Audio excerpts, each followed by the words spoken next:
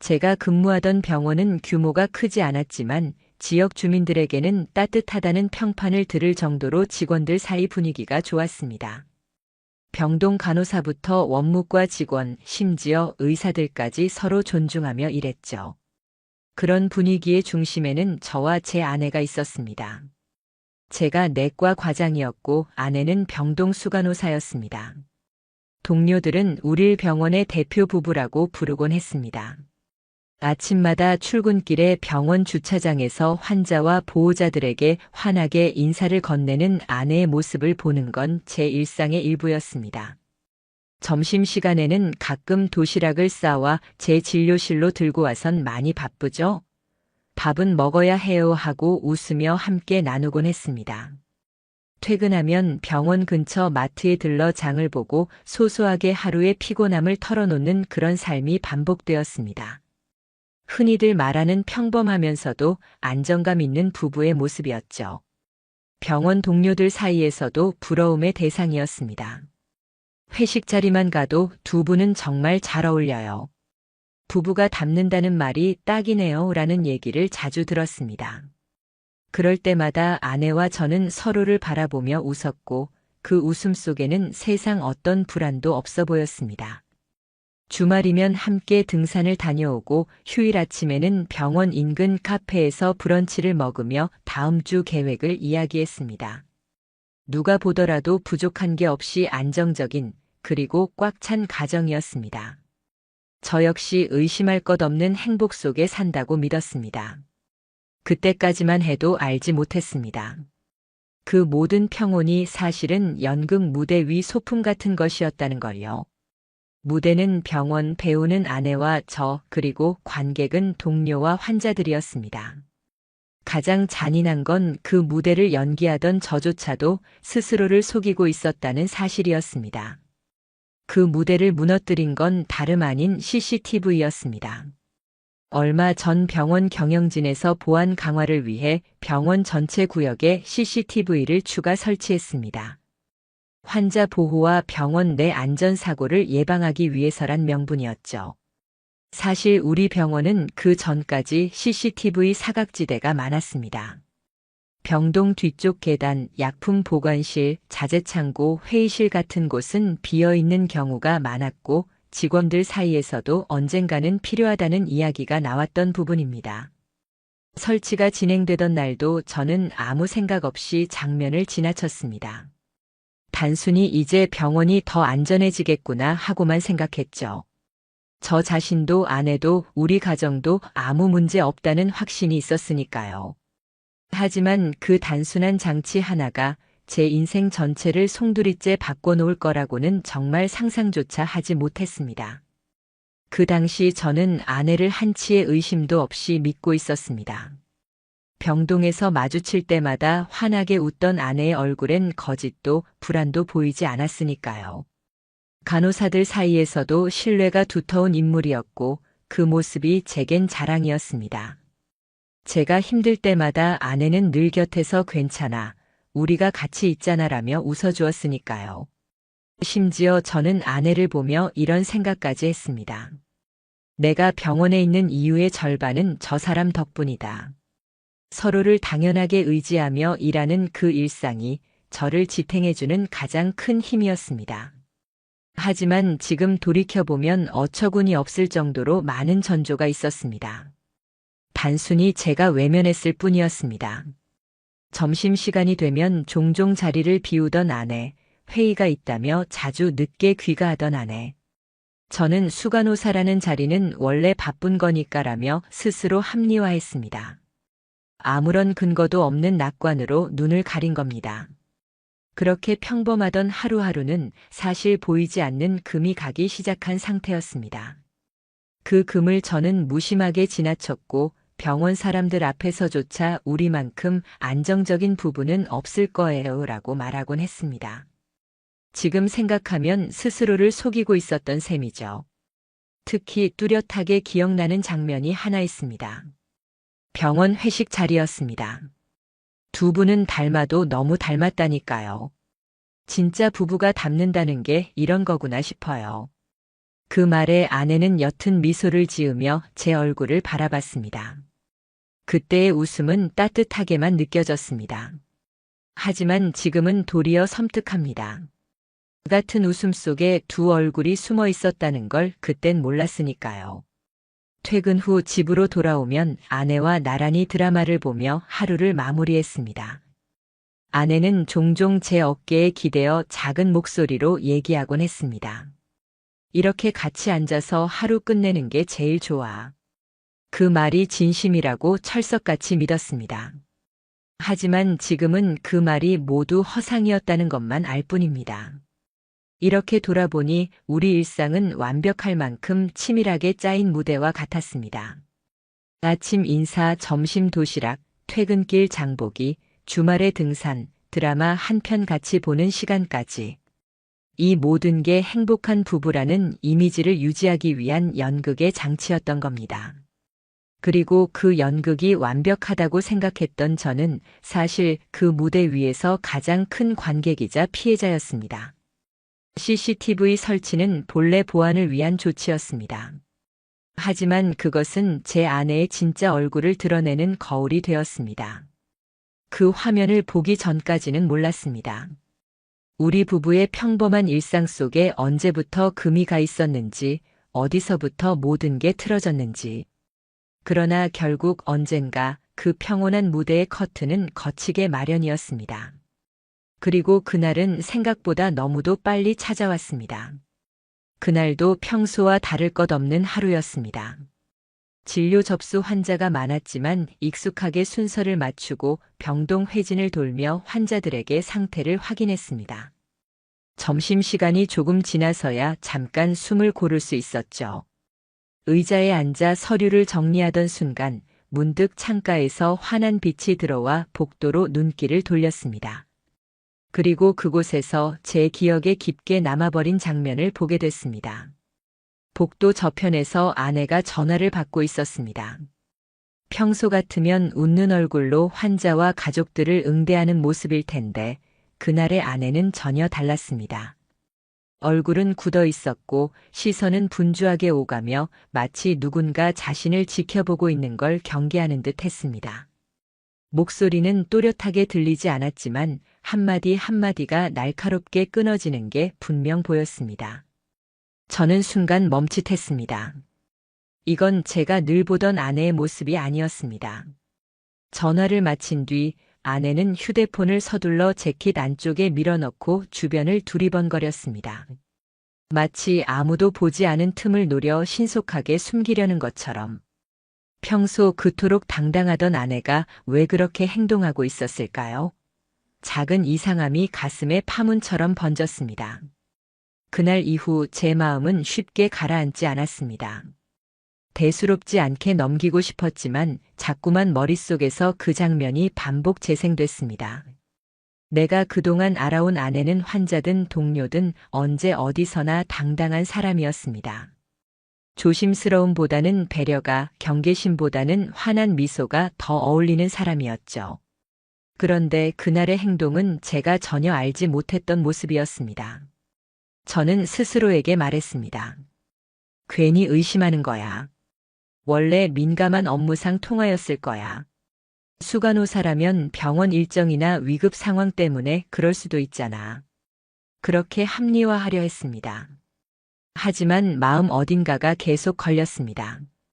불안은 작은 파동처럼 시작해 점점 더 큰 울림이 되어갔습니다. 그리고 다음 날 아내의 점심시간 행적이 미묘하게 어긋났습니다.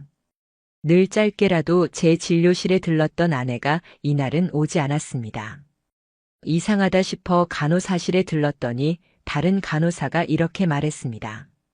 수간호사님은 약품실 점검 중이세요. 그 말을 듣는 순간 온몸에 알 수 없는 긴장이 몰려왔습니다. 왜냐하면 제가 직접 작성했던 그 주의 일정표에는 약품실 점검 항목이 없었기 때문입니다. 평소 꼼꼼히 관리하는 성격 탓에 저는 스스로 짰던 일정표를 정확히 기억하고 있었습니다. 점검 중이라니 일정에 없는데? 단순한 혼동일 수도 있겠죠. 하지만 머릿속에 또 다른 생각이 스쳐갔습니다. 약품실은 최근 새로 CCTV가 설치된 구역이었습니다. 설마라는 단어가 저도 모르게 머릿속에 떠올랐습니다. 아름다운 부부라는 평판이 서로에게 절대적 신뢰를 보냈던 제 믿음이 갑자기 바닥부터 흔들리는 듯 했습니다. 그날 저녁 퇴근 후 저는 보안팀 담당자를 찾았습니다. 평소 친분이 있었기에 자연스레 물어볼 수 있었습니다. 약품실 CCTV는 잘 작동하나요? 새로 설치됐다던데. 그는 잠시 서류를 확인하더니 편하게 대답했습니다. 최근에 좀 불안정했어요. 특정 시간대에 꺼졌다가 켜지는 문제가 있어서 점검 중입니다. 그래서 백업 파일을 따로 저장해 뒀습니다. 순간 심장이 세차게 요동쳤습니다. 꺼졌다 켜진 시간대가 혹시 점심 무렵이었나? 그때 아내가 거기 있었다면.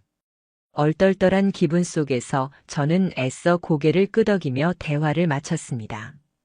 겉으론 차분히 대했지만 머릿속은 이미 온통 혼돈이었습니다. 그 후로 저도 모르게 아내의 일거수일투족을 살피게 되었습니다. 예전에는 무심코 지나쳤던 순간들이 이제는 모두 의미심장하게 보였습니다. 특정 시간대만 되면 아내는 곧잘 자리를 비웠습니다. 회의 스케줄에 없는 날에도 회의실에 있다고 했고 필요하지 않은 날에 약품실을 들락거리기도 했습니다. 그럴 때마다 이상하다는 생각은 더 커졌습니다. 며칠 후 다른 간호사가 툭 던진 말이 귀에 걸렸습니다. 수 간호사님 요즘 어디 다녀오세요? 자주 안 보이시던데요?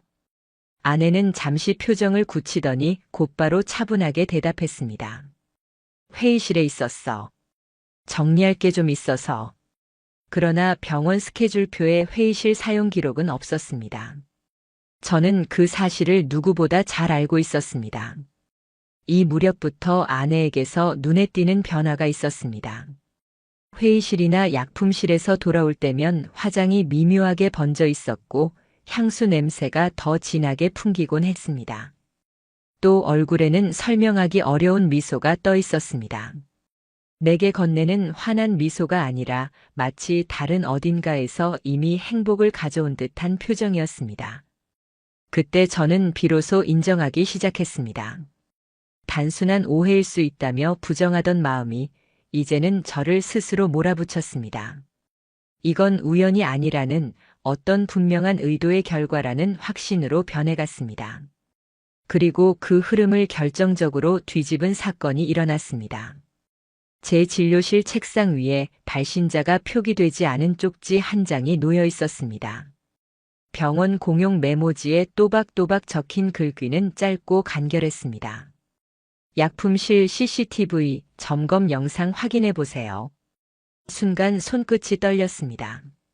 누군가 일부러 남긴 경고였습니다. 필체는 여성의 것이었습니다. 그게 간호사 중 한 명인지 아니면 다른 직원인지는 알 수 없었지만 분명한 건 한 가지였습니다. 누군가는 이미 아내의 비밀을 알고 있었고 저에게 그것을 알려주려 했다는 사실이었습니다. 머릿속은 순식간에 수많은 생각으로 뒤엉켰습니다. 누가 남긴 것일까? 왜 하필 나에게 알린 걸까? 아내를 보호하려 하는 건가 아니면 무너뜨리려 하는 건가? 그 어느 것도 당장은 알 수 없었습니다. 하지만 한 가지는 분명했습니다. 이제는 제 눈으로 확인해야 한다는 것. 저는 의사였습니다. 어떤 상황에서도 증거를 바탕으로 진단하고 결론을 이끌어내는 게 제 직업적 본능이었습니다. 이번에도 마찬가지였습니다. 흔들리는 감정을 붙잡기 위한 유일한 길은 증거였습니다. 그날 밤 퇴근 후에도 제 머릿속은 복잡했습니다. 아내는 평소처럼 웃으며 저를 맞았습니다. 오늘 응급 환자 들어와서 정신없었어. 그 말에 저는 무심히 미소를 지어 보였습니다.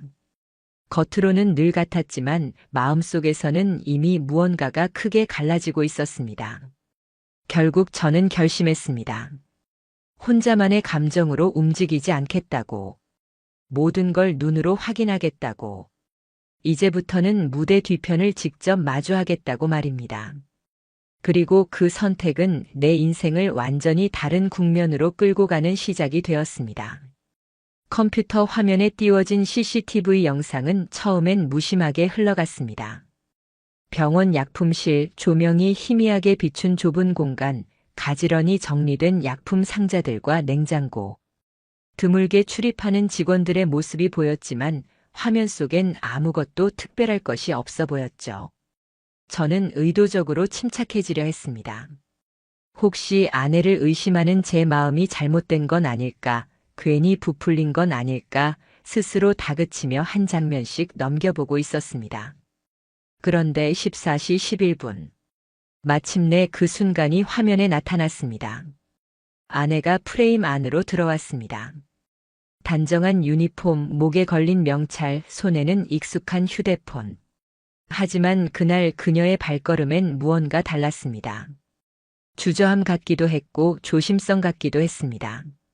그녀는 약품실 문을 살짝 열고 들어가더니 미묘하게 문을 닫지 않은 채 안쪽으로 걸음을 옮겼습니다. 몇 초 후 또 다른 인물이 화면에 나타났습니다. 바로 정형외과 원장이었습니다. 김도현.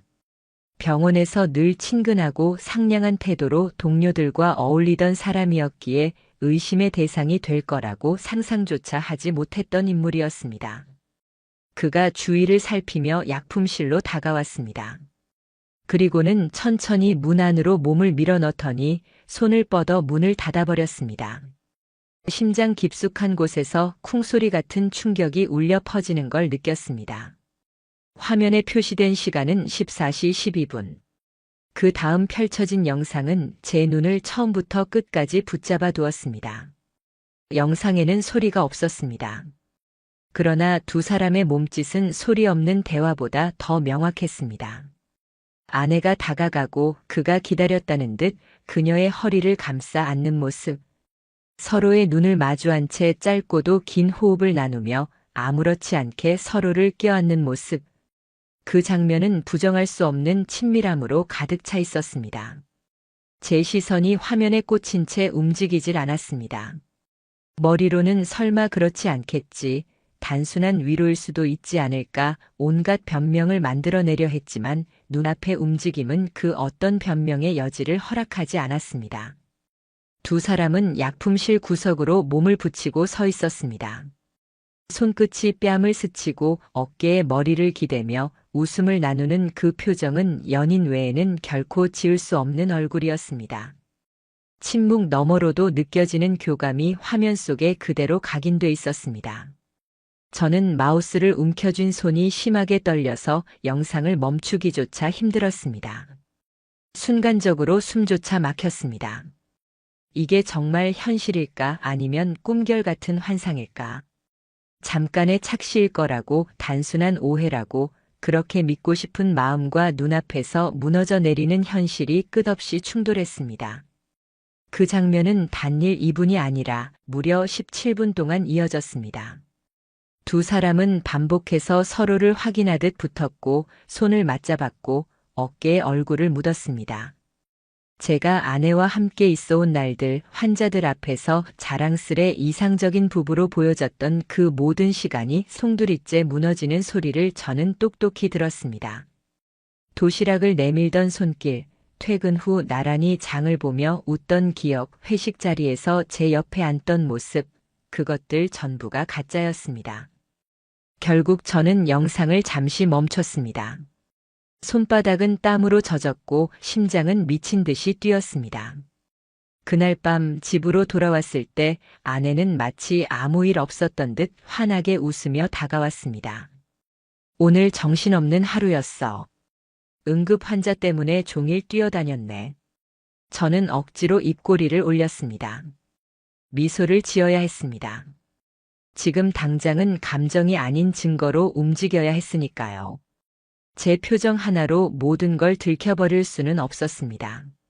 며칠 뒤 저는 CCTV 영상을 USB에 저장했습니다. 보안팀엔 감사를 위한 자료 확보라고 둘러댔고 정식 요청서까지 작성했습니다. 의심받지 않게 하기 위해서였습니다. 저는 혹시 모를 상황에 대비해 복사본 또한 따로 만들어뒀습니다. 하지만 한 장면만으로는 부족했습니다. 혹시 한 번뿐 일이 아닐까 하는 신락 같은 희망을 완전히 끊어내려면 반드시 추가 증거가 필요했습니다. 아내와 그가 단지 한순간의 실수로 인연을 맺은 건지 아니면 지속적으로 이어온 관계인지 확인해야 했습니다. 저는 몰래 병원 내 CCTV 위치를 다시 살펴보기 시작했습니다. 특히 간호사 회의실, 정형외과 의국, 병동 옥상 휴게실, 최근 설치된 카메라가 있는 곳, 그리고 아내가 자주 자취를 감췄던 곳. 저는 의사 가운 안에 작은 메모장을 숨겨두고 시간대와 공간을 기록했습니다. 그 일주일은 제 인생에서 가장 긴 시간이었습니다. 영상을 하나씩 돌려볼 때마다 제 심장은 또 한 번 산산조각났습니다. 회의실 한쪽에서 나란히 앉아 작은 메모를 건네는 장면, 옥상 휴게실에서 다정하게 미소를 주고받는 장면, 병동 복도 한편에서 순식간에 손을 잡는 장면. 그 모든 순간이 고스란히 잡혀 있었습니다. 그제야 더는 부정할 수 없었습니다. 이건 한 번의 실수가 아니었습니다. 오랜 시간 병원이라는 공간 속에서 반복적으로 쌓아온 은밀한 관계였습니다. 그리고 어느 날 결정적인 장면이 또다시 영상 속에 나타났습니다. 병원 지하 휴게실에서 두 사람이 서로 마주 앉아 외부에서 시킨 배달 음식을 나누며 웃고 있었습니다. 단순히 같이 먹는 게 아니라 젓가락으로 음식을 서로 떠먹여주며 깔깔대는 모습이었습니다. 그 표정은 부부의 그것과 다름없었습니다. 분노와 수치, 치욕이 동시에 밀려왔습니다. 제 일터에서 제 동료들 앞에서 모두가 모르게 이런 관계가 이어졌다는 사실. 모든 환자와 직원들 사이에서 대표 부부라 불리던 제가 사실은 조롱의 무대 위에 서 있던 거란 사실. 생각만으로도 숨이 막혔습니다. 병원에서 마주치는 동료들조차 제게 속삭이는 듯 느껴졌습니다. 누군가는 이미 눈치채고 있지 않았을까? 내가 모르는 사이 은밀히 뒤에서 조롱거리가 되어 있지 않았을까? 모든 시선이, 모든 말 한마디가 제게 가시처럼 박혔습니다. 그리고 그날 영상을 정리하던 제 손이 멈췄습니다. 정형외과 원장 사무실 앞 CCTV 한 대가 있었습니다. 그저 드나드는 장면이 기록된 영상일 뿐이지만 거기에도 아내가 여러 번 포착돼 있었습니다. 심지어 퇴근 시간 이후 불 꺼진 병원에서 아내가 그 사무실 문 안으로 사라져 들어가 40분 동안 나오지 않았던 기록까지. 더 이상은 변명의 여지가 없었습니다. 저는 손에 쥔 USB를 강하게 움켜쥐었습니다. 이제 이 증거들을 어떻게 사용할지는 저의 선택이었지만 단 한 가지는 확실했습니다. 그녀도 그도 이제 결코 예전으로 돌아갈 수 없을 거라는 사실. 그리고 그 밤 제 심장 속엔 처음으로 명확한 목소리가 울렸습니다. 이제 행동할 시간이다. USB 속 영상을 재생할 때마다 제 안에서는 주체할 수 없는 감정이 솟구쳤습니다. 처음엔 단순히 심장이 두근댔습니다. 그러나 두 번째, 세 번째 파일을 확인하면서는 그 감정이 분노로 변했고 네 번째를 확인할 즈음에는 마치 제 몸속 혈관 전체가 뒤집히는 것 같은 격렬한 고통으로 치환됐습니다. 불과 며칠 전까지만 해도 저를 향해 웃던 아내의 모습이 화면 속에서 완전히 다른 의미를 갖고 있었습니다. 도시락을 내밀며 바쁘죠? 이거라도 드세요라고 하던 아내의 목소리가 귓가에 맴돌았습니다. 웃음 섞이던 그 말들이 이제는 배신을 감추기 위해 쓴 가식적인 대사로밖에 들리지 않았습니다. 함께 일하니까 더 마음이 든든하다. 당신 덕분에 매일 버틸 수 있어. 그녀가 했던 말들은 이제 비수처럼 제 가슴을 찔렀습니다. 저는 매 순간 자신을 다잡으려 애썼습니다. 분노에 휩쓸려 아무 대책 없이 폭발하는 순간 모든 게 물거품이 될 수 있었으니까요. 그저 화를 낸다고 이들이 무너지는 것은 아닙니다. 의사로서 늘 증거를 기반으로 환자의 병을 진단하고 치료 방침을 세우듯 이번에도 냉정하게 분석하고 철저하게 대응해야 했습니다. 그래서 저는 복수를 계획하기 시작했습니다. 하지만 그 과정에서 가장 힘들었던 것은 여전히 아내가 매일 제 앞에서 아무렇지 않은 얼굴로 대화를 건넨다는 사실이었습니다. 저녁 식탁에서, 퇴근길 주차장에서, 심지어 집안 거실에 앉아 드라마를 볼 때마저도 그녀는 웃으며 말을 이어갔습니다. 오늘 병동 분위기가 꽤 좋았어. 간호사들도 요즘 열심히 하잖아. 그 말을 듣는 순간 제 속에서 뭔가가 툭 하고 끊어졌습니다. 그녀가 환하게 웃는 얼굴은 이전과 다름없었습니다. 하지만 그 웃음은 이제 더는 내 아내의 웃음이 아니었습니다. 그 남자를 향해 지었던 것과 똑같은 웃음이라는 사실이 제 가슴을 찢어놨습니다. 그리고 정형외과 원장. 회의 자리에서 마주칠 때마다 그는 태연하게 미소를 지었습니다. 과장님, 요즘 피곤해 보이십니다. 조금 쉬셔야죠. 그의 입에서 흘러나온 그 말이야말로 저를 끝까지 조롱하는 소리처럼 들렸습니다. 제 눈앞에서 감히 아무렇지 않게 미소 지으며 그런 말을 했다는 것, 그 자체가 모욕이었습니다. 저는 제 분노를 숨기며 답했습니다. 걱정 마세요. 곧 충분히 쉴 수 있는 시간이 올 겁니다. 그는 대수롭지 않게 넘겼지만 그 말 속에 담긴 진짜 의미는 저 혼자 알고 있었습니다. 그것은 곧 다가올 심판을 예고하는 선언이었습니다. 그날 이후로 저는 계획을 한 단계 더 구체화했습니다. 먼저 찾은 곳은 법률사무소였습니다. 상간 소송 전문으로 알려진 변호사를 찾아가 지금까지 수집한 증거를 하나씩 펼쳐 보였습니다. USB 영상, 캡처한 장면, 시간표와 CCTV 로그 비교표, 그리고 복구한 일부 문자 대화까지.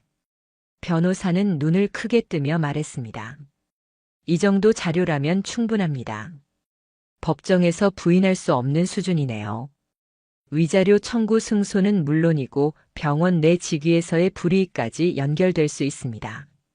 저는 단호하게 말했습니다. 둘 다 다시는 고개 들고 다닐 수 없을 정도로 만들어 주십시오. 변호사는 고개를 끄덕였습니다. 하지만 저는 거기에 그치고 싶지 않았습니다. 병원에서의 평판, 동료들 사이의 이미지, 모든 걸 동시에 무너뜨려야만 진정한 의미의 복수가 완성될 것 같았습니다. 그 무렵 병원 내부에서는 묘한 분위기가 감돌기 시작했습니다. 복도 어딘가에서 들려오는 수군거림, 간호사들 사이에 은근히 오가는 눈빛들. 직접 들은 건 단편적이었지만 충분히 알 수 있었습니다. 수 간호사님이 요즘 정형외과 과장님하고 자주 같이 계시더라. 회의실에서도 두 분 같이 있던 거 봤어. 겉으로는 웃으며 건네는 농담이었지만 그 속에 담긴 의미는 결코 가볍지 않았습니다. 아마 이미 일부 직원들은 눈치를 채고 있었을 겁니다. 그 사실은 다시 한번 제 안을 무너뜨렸습니다. 내가 마지막까지 모르는 바보가 되어 있던 건 아닐까? 다들 알고 있었는데 나만 속고 있었던 건 아닐까? 자존심이 산산조각났습니다. 저는 웃음을 지으며 병원 일상 속에 섞여 있었지만 머릿속에선 거대한 도표를 그려갔습니다. 증거 정리, 법원 제출 계획, 언론사 유출 시점, 병원 내부 인사위원회 가능성, 모든 경우의 수를 하나하나 검토했습니다. 분노가 제 머리를 흐리는 대신 오히려 냉철하게 집중하게 만들었습니다. 그리고 어느 날 밤 아내가 샤워를 하고 있는 사이 그녀의 휴대폰을 몰래 꺼냈습니다. 미리 얼굴 인식으로 잠금을 풀 수 있도록 해둔 덕분에 접근은 어렵지 않았습니다. 카카오톡에는 이미 대부분의 대화가 삭제돼 있었습니다. 하지만 저는 미리 준비해둔 복원 프로그램을 사용했습니다. 화면 속에 드러난 건 짧고 명확한 문장들이었습니다. 오늘 회의실 뒤편에서 보자. 수간호사실 말고 자재창고로 와. 지워진 흔적 사이에서 복구된 몇 줄의 대화는 결정적인 단서였습니다. 저는 그날 밤 한참 동안 휴대폰을 내려놓지 못했습니다. 떨리는 손끝으로 화면을 넘길 때마다 저를 완전히 바보로 만들었던 지난 날들이 주마등처럼 스쳐갔습니다. 하지만 이제 더는 감정의 문제로 남아있지 않았습니다. 이건 증거였고 심판을 위한 미사일이었습니다. 며칠 뒤 결국 상황은 움직이기 시작했습니다.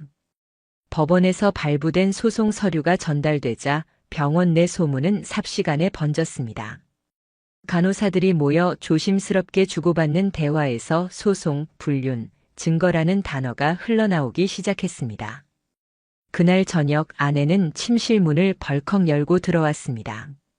손에 쥔 서류는 구겨져 있었고 얼굴은 창백했습니다. 이게 뭐야? 당신이 보낸 거야? 저는 한동안 말없이 그녀를 바라보다 고개를 끄덕였습니다. 눈앞에서 무너진 얼굴. 말문이 막혀 오열하던 그녀는 떨리는 목소리로 물었습니다. 당신이 다 본 거야? 저는 담담한 목소리로 대답했습니다. 다 봤어. 내가 숨겨온 그 모든 거. 그 순간 아내는 완전히 주저앉았습니다. 그날 이후 아내는 완전히 변했습니다. 집안에서도 더는 휴대폰을 손에 쥐고 있지 않았습니다. 시선을 제 눈치로만 채우며 무너졌습니다. 하지만 저는 미동조차 하지 않았습니다. 이미 모든 건 되돌릴 수 없는 국면에 접어들었으니까요. 그리고 병원 내 분위기는 점점 더 심각해졌습니다. 간호사실, 카페테리아, 계단복도 어디서든 소문은 흘렀습니다. 환자와 보호자가 있는 앞에서는 다들 조용했지만 뒤에선 이미 모든 것이 퍼지고 있었습니다. 정형외과 원장은 점점 회의에 참석하지 않았고 직원들과 거리를 두기 시작했습니다. 아내는 환자들 앞에서조차 눈물을 보이곤 했습니다. 두 사람 모두 자신들의 세계가 붕괴하는 걸 본능적으로 알고 있었던 겁니다. 그 순간 저는 깨달았습니다. 이제 그들을 향한 복수는 단순히 감정의 발현이 아니었습니다. 그것은 제 명예를 지키기 위한 싸움이었고 제가 살아온 모든 날들을 지켜내기 위한 방어였습니다. 저는 마음속으로 다짐했습니다. 이제 시작일 뿐이라는 것을. 그리고 마침내 두 사람은 저에게 직접 만나자고 요청해 왔습니다. 제발 얘기 좀 하자. 아내가 간곡히 말했을 때 저는 단호히 응했습니다. 장소는 제가 정했습니다. 병원 근처의 한적한 카페, 조명이 어둑하게 내려앉은 오후 시간이었습니다. 둘은 이미 지쳐 보였습니다. 다크서클이 내려앉은 아내, 넥타이가 헐겁게 풀린 정형외과 원장. 그들이 제 앞에 마주 앉자 저는 고요하게 말을 꺼냈습니다. 너희가 시작한 방식 그대로 끝내주고 있는 중이야. 내가 가진 건 증거고 그 증거가 보여주는 건 단 하나야. 너희가 만든 연극은 이제 끝났다는 것. 아내는 흐느끼며 매달렸습니다. 제발 다시 시작할 수 있잖아. 내가 잘못했어. 그러니까 이번만 용서해줘. 하지만 저는 단호히 고개를 저었습니다. 내가 무너뜨린 건 나 혼자가 아니야. 내 믿음, 내 명예, 그리고 이 병원까지. 이제 뿌린 대로 거둘 시간이다. 그리고 저는 소송 서류 복사본을 테이블 위에 올려놓았습니다. 그 순간 두 사람의 얼굴은 완전히 무너졌습니다. 이제부터 복수는 멈출 수 없었습니다. 병원 내부 조사, 법원의 판결, 사회적 낙인, 그 모든 것이 동시에 진행될 시간이 다가오고 있었습니다. 그리고 저는 다짐했습니다. 끝까지 반드시 이 모든 걸 지켜본 제 손으로 마침표를 찍겠다고. 아내에게 소송 서류가 전달된 날 이후 그녀는 눈에 띄게 달라졌습니다. 그 전까지는 집안에서도 휴대폰을 손에 꼭 쥐고 있던 사람이었지만 이제는 무기처럼 내려두고 있었습니다. 늘 자신감 있던 눈빛은 흔적조차 사라졌고 방안을 배회하며 제 눈치를 살폈습니다. 무너지는 얼굴을 보는 순간조차 저의 마음은 조금도 흔들리지 않았습니다. 이미 시작된 법적 절차는 되돌릴 수도 피할 수도 없는 길이었으니까요. 며칠 후 병원은 전혀 다른 분위기로 변했습니다.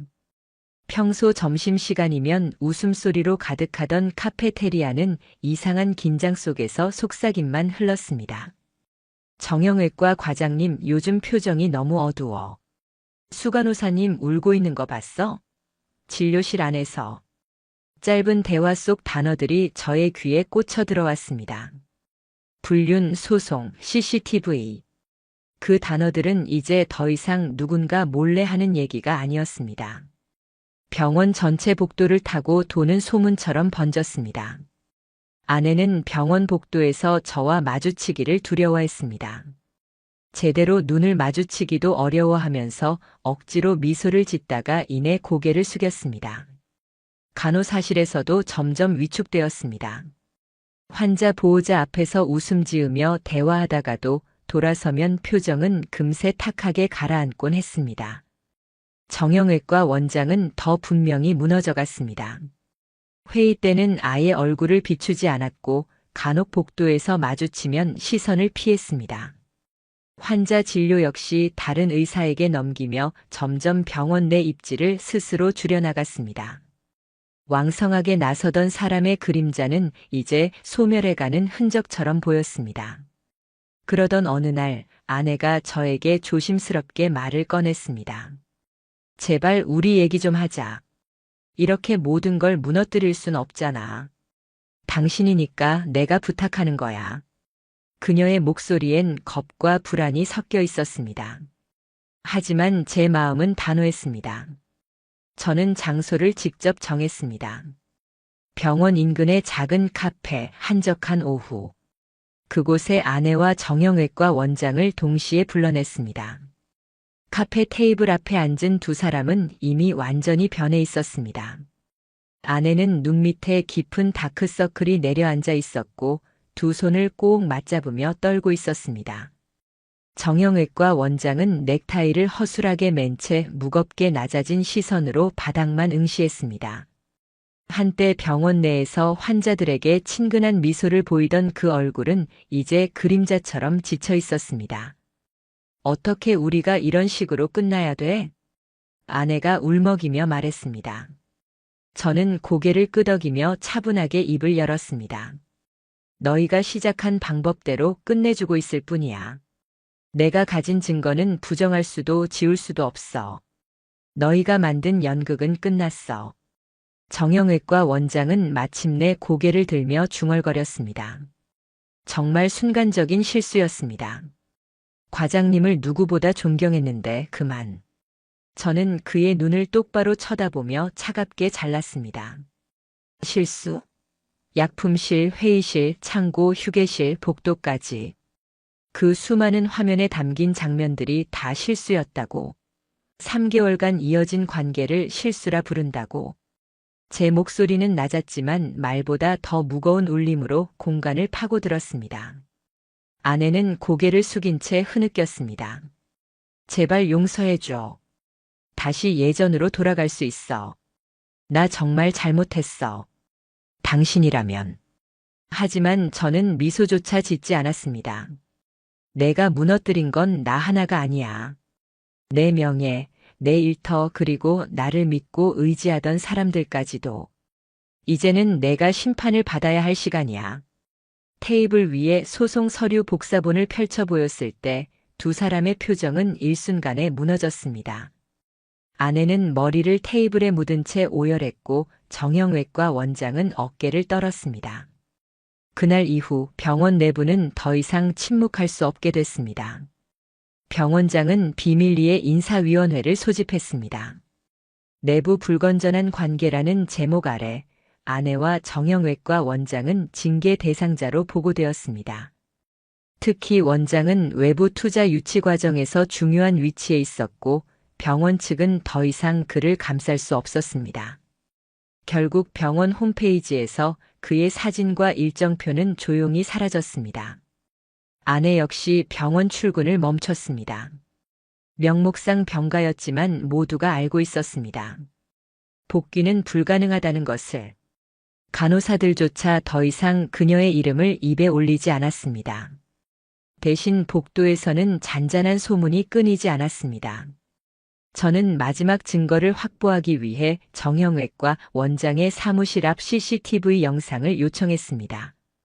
몇 일 뒤 도착한 파일 안에는 두 사람이 사무실 안에서 주고받은 메모, 음료를 건네는 장면, 심지어 퇴근 시간 이후 아내가 그 방에서 40분간 머물렀다는 기록까지 담겨 있었습니다. 더는 발뺌조차 불가한 수준이었습니다. 이제 모든 퍼즐이 맞춰졌습니다. 저는 자료를 철저히 정리해 변호사에게 넘겼습니다.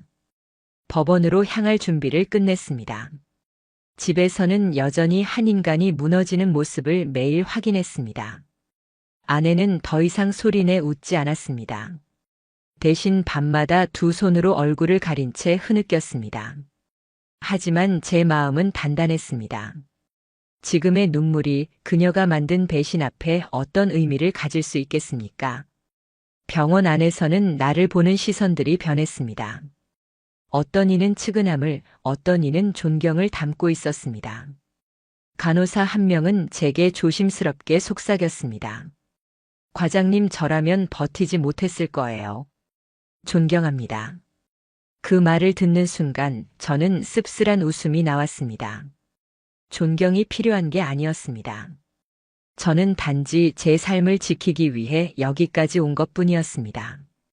이제 모든 걸 정리할 마지막 무대가 가까워지고 있었습니다. 그리고 바로 그 무렵 새로운 소식이 들려왔습니다. 병원장이 정형외과 원장의 사직서를 받았다는 것이었습니다. 그는 버티지 못했습니다. 병원장은 처음엔 보류했지만 그가 극단적인 발언까지 하자 결국 이사회에 안건을 올렸습니다. 이사회는 만장일치로 잦은 사직으로 사건을 마무리 짓기로 했습니다. 단 두 줄 공지가 병원 게시판에 올라왔습니다. 정형외과 김도현 과장, 개인 사정으로 인한 사직. 병원 사람들은 모두 그 개인 사정의 진짜 의미를 알고 있었습니다. 아내는 결국 병원에서 면직 처리되었습니다. 감찰 결과가 나오자 잦은 사직을 시도했지만 병원은 받아들이지 않았습니다. 기록에 남도록 면직으로 처리했습니다. 이제 그녀의 이름 옆에는 평생 지워지지 않을 낙인이 새겨진 것입니다. 그 무렵 저는 다시 한번 결심했습니다. 이 모든 사실을 법정으로 가져가야 한다고. 여기서 멈춘다면 제 삶은 여전히 그들의 배신으로 얼룩져 있을 겁니다. 법원으로부터 상간소송의 1차 변론 기일을 통보받던 날, 저는 변호사 사무실에 앉아 두꺼운 증거처를 정리했습니다. USB에 담긴 CCTV 영상, 캡처된 장면들, 일정표와 대조한 시간 기록, 복원된 문자 대화, 그리고 몇몇 동료들이 비공식적으로 증언해준 진술까지 모든 자료를 한데 모아 파일링했습니다. 종이를 넘기는 소리 하나하나가 긴장된 공기를 가르며 울려 퍼졌습니다. 그러던 중 뜻밖의 손님이 찾아왔습니다. 아내의 부모님이었습니다. 그녀는 오지 않았습니다. 두 분은 무겁게 문 앞에 서 계셨습니다. 얼굴은 굳어 있었고 발걸음은 더디었습니다. 정말 이렇게까지 해야 하나? 장인이 떨리는 목소리로 말했습니다. 이미 돌이킬 수 없는 지점까지 왔습니다. 제가 담담히 답했습니다. 그는 손에 한 장의 종이를 건넸습니다. 아내가 남기고 떠난 편지였습니다. 삐뚤빼뚤한 필체 속엔 죄책감과 후회가 빼곡히 적혀 있었습니다. 모든 게 무너지고 있다. 다시는 얼굴을 들 수 없다. 그냥 사라지고 싶다. 불안한 심리가 그대로 묻어나는 글이었습니다. 장모는 눈물로 호소했습니다. 우리 지연이는 이제 아무것도 없어. 직장도 잃었고 친구도 끊겼어. 가족만 남았는데 그것마저 빼앗아 가지 말아줘. 하지만 제 눈빛은 차가웠습니다. 가족이 있었다면 애초에 이런 짓을 하지 않았을 겁니다. 두 분은 결국 말없이 돌아갔습니다. 문이 닫히는 순간 저는 한 사람의 인생을 여기서 끝내버리고 있다는 묘한 실감을 느꼈습니다. 그러나 멈출 이유는 없었습니다. 며칠 뒤 병원에서 더 큰 소식이 들려왔습니다. 정형외과 원장이 병원장실을 찾아가 사직서를 제출했다는 것이었습니다.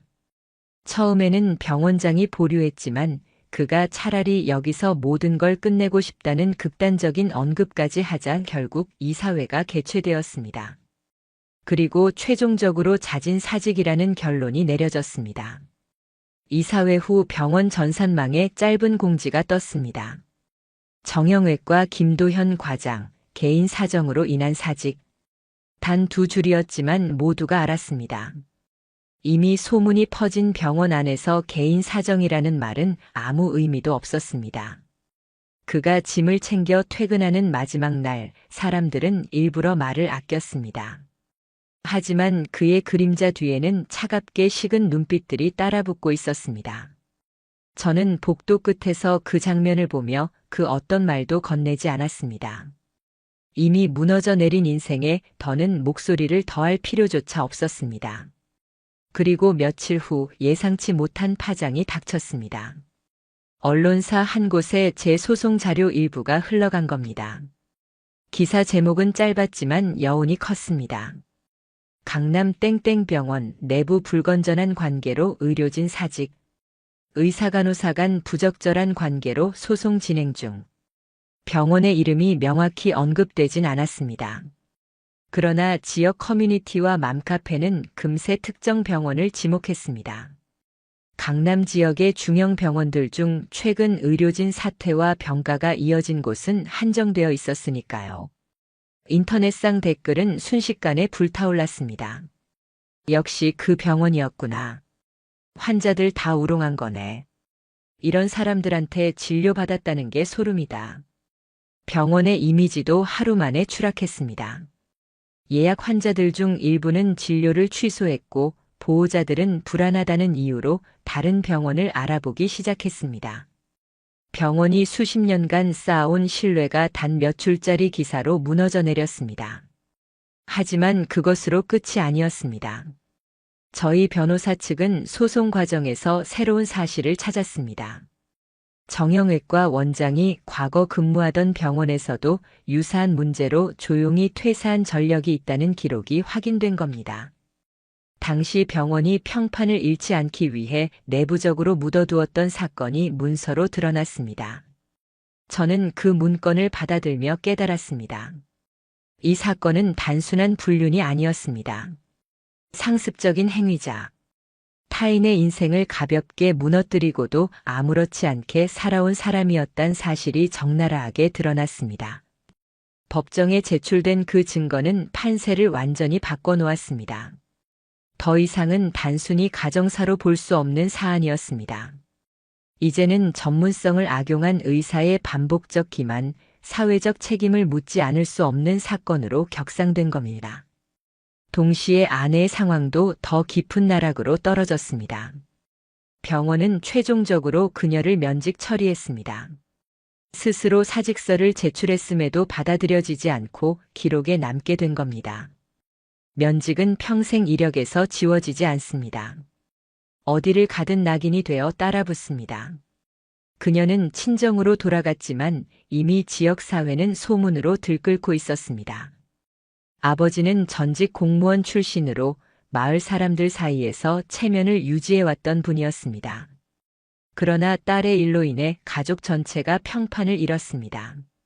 그 집 딸이 그 간호사야라는 수군거림에 결국 집에서도 버티지 못했다고 들었습니다. 그녀는 지방의 작은 원룸으로 옮겨 혼자 지낸다고 했습니다.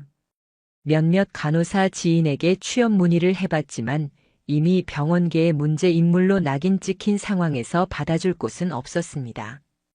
결국 병원 대신 작은 카페와 편의점을 전전하며 생계를 이어가고 있다는 소식만 들려왔습니다.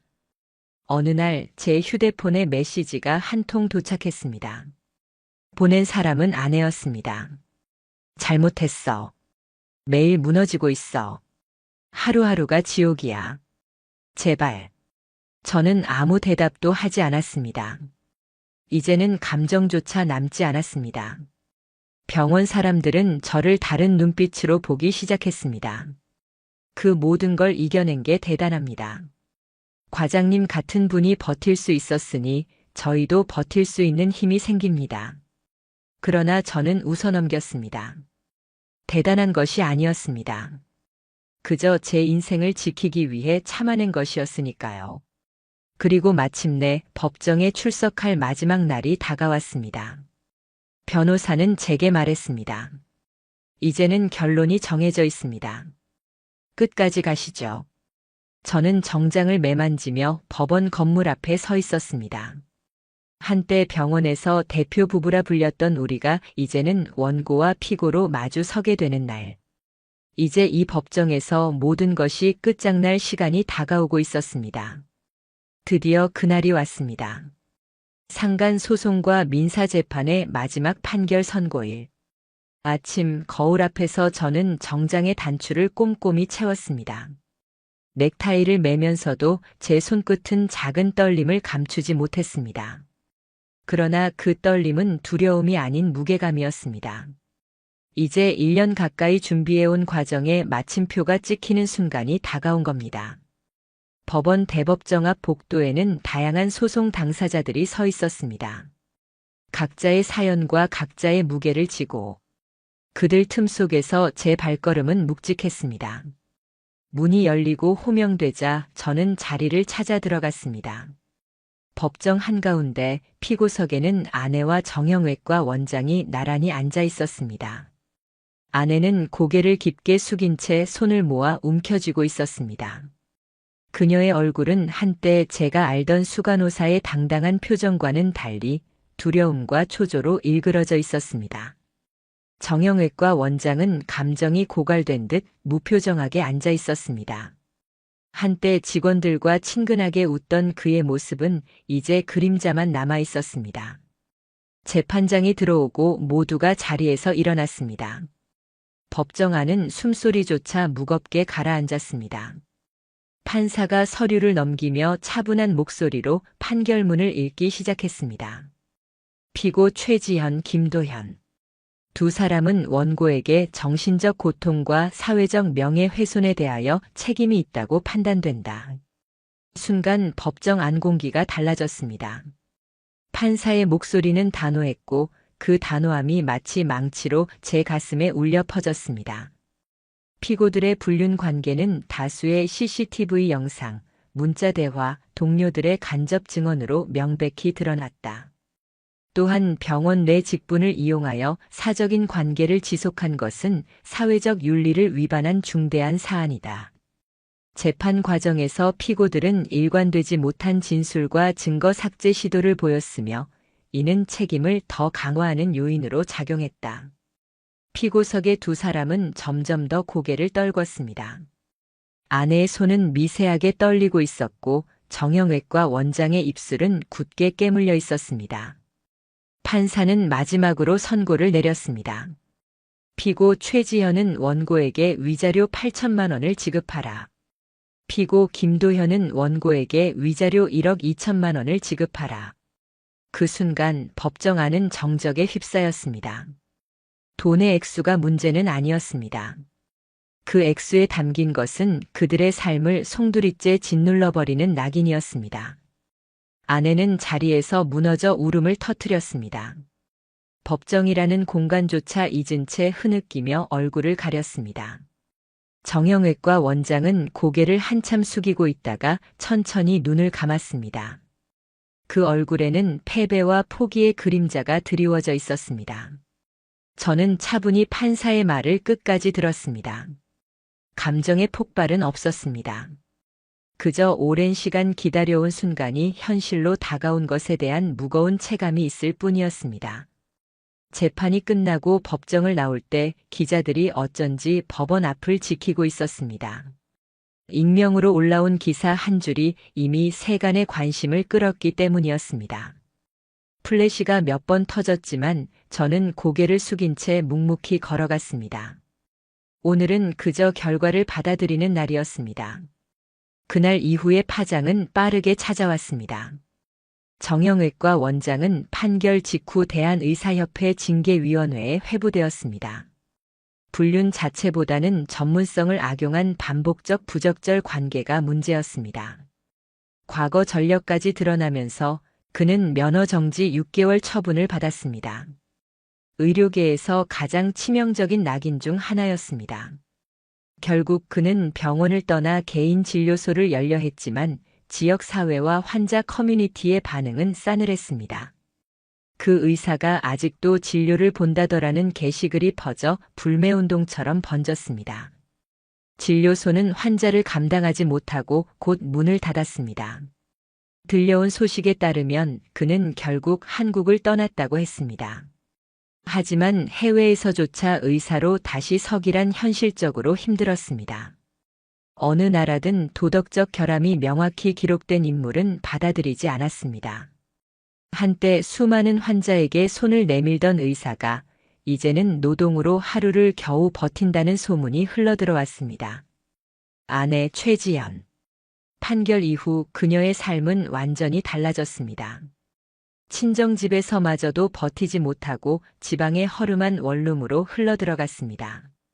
더 이상 병원이나 의료계는 그녀에게 단 한 뼘의 자리도 주지 않았습니다. 시간이 흐른 뒤 몇몇 간호사 지인들이 건네는 말을 통해 그녀의 생활을 알 수 있었습니다. 아르바이트를 전전하며 근근히 하루를 버틴다고 했습니다. 어떤 날은 카페에서, 어떤 날은 편의점에서, 간혹 비 오는 날이면 술에 취해 길바닥에 앉아 있는 걸 봤다는 말도 전해졌습니다. 그녀는 가끔 저에게 메시지를 보냈습니다. 정말 잘못했어. 매일이 지옥 같아. 제발 용서해줘. 저는 답하지 않았습니다. 그 어떤 대답도 의미 없었기 때문입니다. 이미 모든 감정은 사라지고 없었으니까요. 내 삶은 다시 평범하게 돌아왔습니다. 진료실에서 환자를 맞이하고 병동을 돌며 환자의 손을 잡아주는 일. 혼자가 되었지만 하루하루는 서서히 안정되었습니다. 동료들은 이제 저를 다른 눈빛으로 보았습니다. 어떤 이는 안쓰럽게, 어떤 이는 존중의 시선으로. 저는 웃으며 대답했습니다. 그저 저 할 일을 하고 있을 뿐입니다. 하지만 속으로는 알았습니다. 이번 싸움은 단순한 복수가 아니었다는 것을. 그들의 배신이 제 삶을 완전히 짓밟았을 때 저는 끝까지 증거를 모아 법정까지 끌고 와 무너뜨렸습니다. 그것은 단순히 누군가에게 복수하기 위한 게 아니라 제 자신을 지켜내는 싸움이었습니다. 가끔은 그 두 사람의 소식이 들려옵니다. 어디선가 술잔을 기울이며 무너져가는 지연의 모습. 이직조차 하지 못한 채 방황하다 사회에서 퇴출당한 김도현의 그림자. 하지만 저는 이제 신경 쓰지 않았습니다. 그들은 자신들의 선택으로 무너졌을 뿐이었습니다. 제가 아닌 본인들이 판 무덤 속에서 스스로를 파묻은 겁니다. 오히려 매일 아침 환자를 마주하며 저는 제게 다짐했습니다. 2번 다시 누구에게도 속지 않겠다. 만약 또다시 나를 무너뜨리려는 자가 있다면 나는 내 손으로 끝까지 진실을 밝혀낼 것이다.